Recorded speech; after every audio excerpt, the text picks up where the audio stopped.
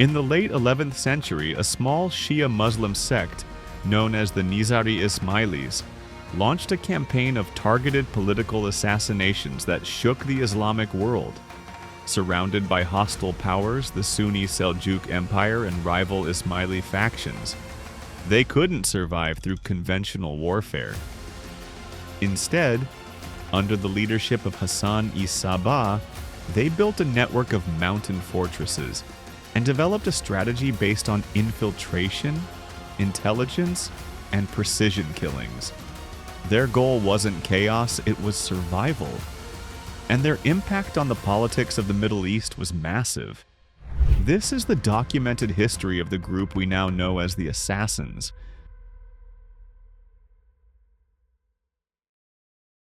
So, to get why the Assassins even existed, you have to picture the world they were born into.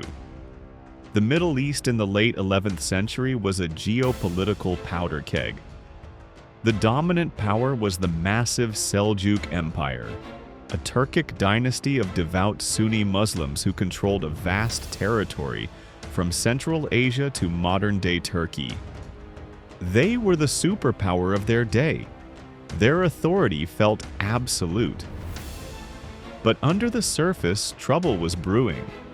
The Seljuks had conquered lands previously held by another great power, the Fatimid Caliphate in Egypt. The Fatimids were the leaders of the Ismaili branch of Shia Islam, and to them, the Seljuk sultans were illegitimate usurpers. For decades, these two powers were locked in a clandestine war of ideology and espionage. Ismaili missionaries called Da'as spread their teachings across Seljuk lands, trying to win converts and undermine the government. Then, in 1094, a crisis hit that tore their world apart. The Fatimid Caliph Imam died, and a power struggle exploded. The Caliph's powerful vizier put the younger son, al-Mustali, on the throne, skipping over the officially designated heir, Nizar. This split the Ismaili community in two. Those who accepted the new guy in Cairo became the Mustali Ismailis. But many others were outraged. They believed Nizar was the true, divinely chosen imam and refused to bend the knee. These dissenters became known as the Nizari Ismailis. Suddenly, the Nizaris were a people without a state, a faith without a central leader, and a target for pretty much everyone. The Sunni Seljuk saw them as heretics, and the Fatimids in Cairo saw them as traitors. Hunted, scattered, and surrounded by enemies, their survival seemed impossible. What they needed was a leader with extraordinary cunning and ruthless determination. And they found one.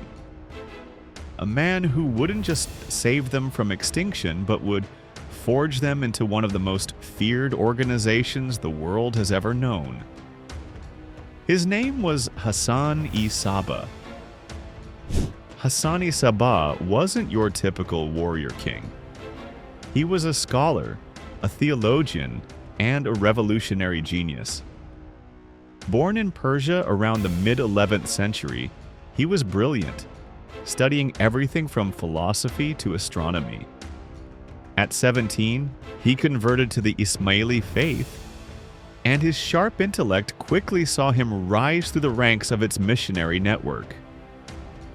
He even traveled to Egypt for further training, but got tangled up in the very politics he'd later fight against.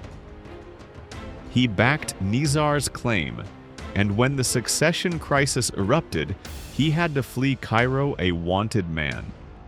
Hassan returned to his native Persia with a radical new plan. He knew the scattered Nizaris could never challenge the mighty Seljuk Empire on a battlefield. They didn't have armies or a kingdom. They were a vulnerable minority. But Hassan realized they didn't need an army. He developed a new kind of warfare, one based on insurgency, psychological terror, and precise, targeted strikes. It was a revolutionary idea that would let a small, dedicated group hold huge empires in check. For years, Hassan traveled tirelessly and in secret throughout Persia, a master of disguise and a charismatic preacher, building his network. He wasn't recruiting soldiers, he was recruiting true believers, agents utterly devoted to the cause. But he knew that for his plan to work, they needed a sanctuary, a base of operations that was safe from the long reach of the Seljuk armies. He set his sights on a castle legendary for its impregnability, the fortress of Alamut. Alamut, which means eagle's teaching, was a defensive masterpiece. Perched on a massive spur of rock in the rugged Alborz Mountains of northern Iran, over 6,000 feet high, it was accessible by only one narrow, winding path. Taking it by force was practically impossible, so Hassani Sabah didn't try. He decided to take it without spilling a single drop of blood.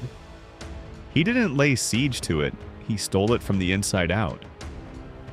For months, his agents infiltrated the area around Alamut, working as teachers and merchants, slowly converting the local villagers to the Nizari faith. Then, they started converting the fortress's own garrison, one soldier at a time. Finally, in 1090, Hassan himself, having snuck into the castle in disguise, revealed himself. The castle's commander found to his horror that most of his own men were now loyal to this mysterious preacher. Hassan handed the commander a payment, possibly a symbolic sum, and politely showed him the door. Alamut, the Eagle's Nest, now belonged to the Nizaris. From this untouchable fortress, Hassan would rule for the next 35 years. He turned Alamut into the nerve center of a new kind of state, a scattered network of mountain strongholds across Persia and later Syria. It was more than a fort. It became a center of learning, with a great library filled with texts on science, philosophy, and religion. Hassan himself lived an incredibly strict and simple life. It's said that in his 35 years as ruler of Alamut, he only left his personal quarters twice. From that small room, he studied, wrote, and directed a campaign of terror that would make the most powerful men on earth tremble. The Seljuk Sultan, Malik Shah, was furious. A bunch of heretics had just snatched one of his castles. He sent armies to crush them, to wipe Alamut off the map. But the fortress held. The Seljuk forces could surround the rock, but they couldn't get up it. The Nizaris were safe, but they were trapped. A tiny island in the vast ocean of the Seljuk Empire. How could they possibly fight back? This is where Hassan's genius came in. He couldn't fight their armies, so he would kill their generals. He couldn't conquer their cities, so he would execute their governors. He couldn't destroy their empire, so he would paralyze it with fear. He unleashed a strategy of precision and terror to level the playing field. The targets were never random. Every assassination was a calculated political move. Was a vizier planning a campaign against them? Was a city's prefect persecuting Nizaris? Was a famous cleric condemning them? These men would find themselves on a list. Hassan's weapon of choice wasn't the sword, but the dagger. His army wasn't thousands strong, but a small, elite corps of highly trained, fanatically devoted agents. These were the men who would become legends. They were known as the Fida, the devotee, or one who sacrifices himself. This is where history starts to get blurry, where enemy propaganda and wild travelers' tales created the caricature of the assassin we know today. The most famous myth, of course, is the one about Hashshash. The legend, made popular centuries later by Marco Polo, claims Hassan would drug his followers, take them to a secret garden of paradise filled with wine and beautiful women, and tell them this was a glimpse of heaven. Intoxicated by this promise, they become fearless killers, eager to die. It's a fantastic story, but it's almost certainly not true. The very name assassin is the source of the confusion. Their enemies in the region called them the Hashshashin, which was basically an insult, like calling them hashheads. It was a way to paint them as drug-crazed outcasts, not devout Muslims.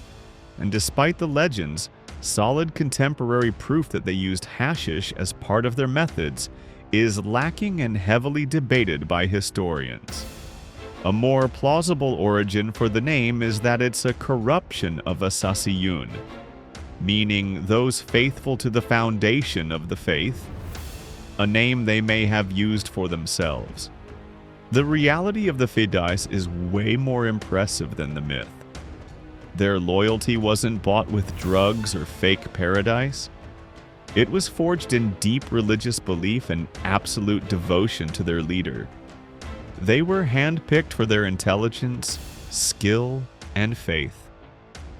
They went through years of intense training, not just in combat, but in languages, culture, and spycraft.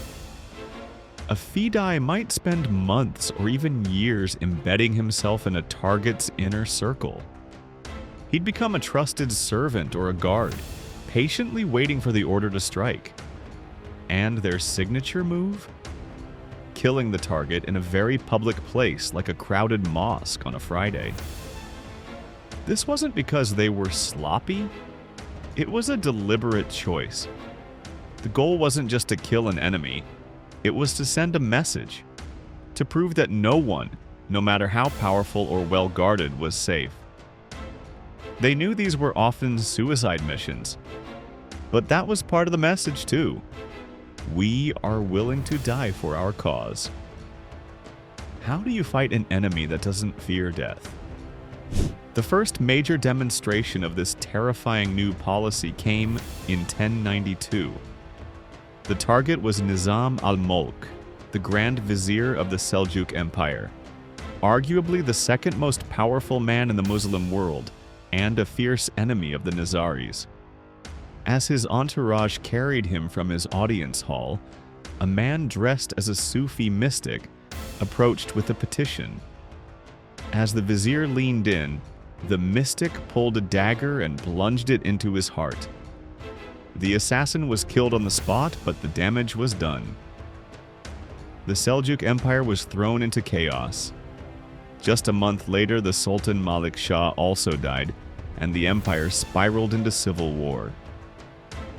The pressure on Alamut vanished. Hassan's strategy had worked perfectly. For the next 2 centuries, the daggers of the Fidais cut a bloody path through history. They struck down caliphs, crusader lords, and sultans. Rulers started wearing chainmail under their clothes, but the fear was always there. The assassins seemed almost supernatural, able to slip through any defense. Perhaps their most famous rival was the legendary Sultan of Egypt and Syria, Saladin. As a devout Sunni, Saladin saw the Nizaris as a threat and attacked their Syrian strongholds in 1176. In response, the assassins came for him, twice. Both attempts failed, but the second came with a message that was more terrifying than death itself. After one attack, Saladin dramatically increased his security. One night, while besieging the assassin fortress of Masyaf, he woke up with a jolt. On the pillow next to his head lay a dagger, pinning a note to it. The message was clear. We could have killed you as you slept. Leave, or the next dagger won't be a warning. Saladin lifted the siege immediately. One of their most significant hits came in 1192 in the Crusader Kingdom of Jerusalem. The target was Conrad of Montferrat, a powerful Crusader noble who had just been elected king. Days before his coronation, as he walked through the streets of Tyre, 2 assassins disguised as Christian monks stabbed him to death in broad daylight. The Crusader kingdom was thrown into chaos, its leadership decapitated at a critical moment. The assassins had proven their reach extended far beyond the Muslim world. While Hassan-i-Sabbah and his successors ruled from Alamut in Persia, a whole other chapter of the story was opening up in Syria. Here, the Nizaris were caught between Seljuk warlords and the newly arrived European crusaders. And it was in Syria that the legend of the assassins really took hold of the Western mind, thanks to one man, the leader of the Syrian Nizaris, Rashid al-Din Sinan. To the Crusaders, Sinan was the old man of the mountain. He was a brilliant strategist and diplomat who led the Syrian branch for nearly 30 years from his headquarters at Masyaf Castle. He played the complex politics of the region like a chess master, making and breaking alliances with both Crusaders and Muslim rivals like Saladin, all to ensure his people's survival. The stories the Crusaders brought back to Europe were mostly about him. Tales of his supposed magical powers, his telepathic abilities, and his army of killers so loyal they would leap from the castle walls at his command just to prove their devotion. These stories were obviously exaggerated, but they grew from the very real fear and awe that Sinan inspired. He was a master of psychological warfare, and under his command, the Syrian assassins became a true power in the region. For nearly 200 years, the Nizari state survived. They outlasted their great enemy, the Seljuk Empire. They navigated the deadly politics of the Crusades. Their mountain fortresses seemed impenetrable. But in the mid-13th century, a new storm rose from the east that would sweep everything away. The Mongols were coming. The armies of Hulagu Khan, grandson of Genghis, were a different kind of enemy. They didn't play by the rules of politics or assassinations. Their strategy was overwhelming, brutal force.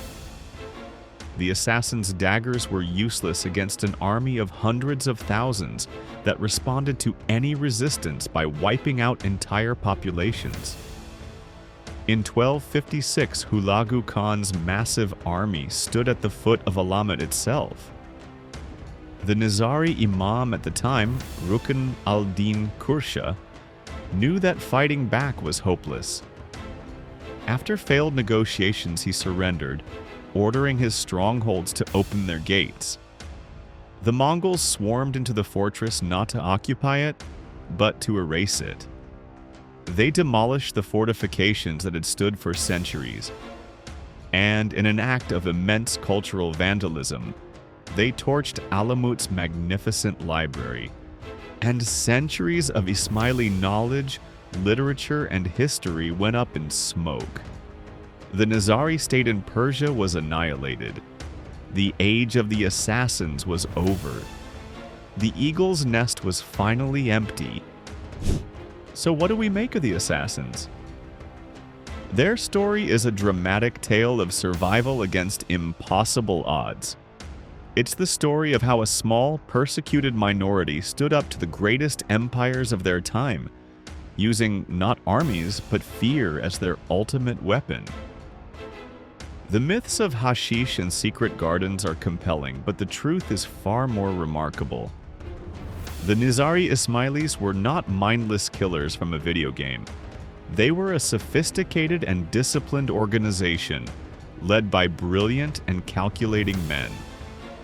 They were pioneers of psychological warfare who turned political murder into a tool for survival. And their legacy is undeniable. They gave our language the very word for a political killer, and their legends have inspired storytellers for centuries.